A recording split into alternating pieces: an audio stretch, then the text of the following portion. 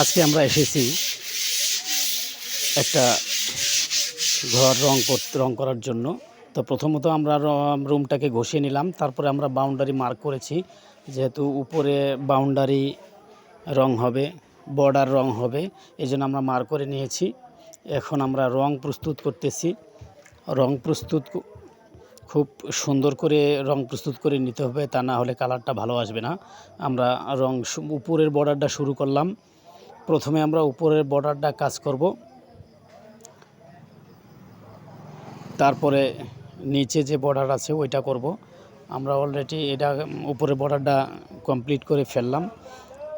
তারপরে এখন আমরা নিচের যে কালো বর্ডার একটা আছে, অনেকে এটা কালো রং দেন, আবার অনেকে কালো রঙের সাথে আরও অন্য রঙও করেন, অন্য কালার করেন, মানে যার যার পছন্দ অনুযায়ী বর্ডারটা হয়ে থাকে।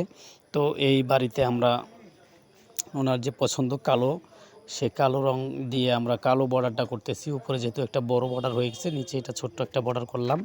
তারপরে আবার এখন আমরা ফ্লোর মানে মেঝে দেয়াল করব। দেয়ালটা দেখতে পাচ্ছেন অলরেডি কাজ শুরু করে দিয়েছি এবং আমাদের কাজটা কমপ্লিট। কেমন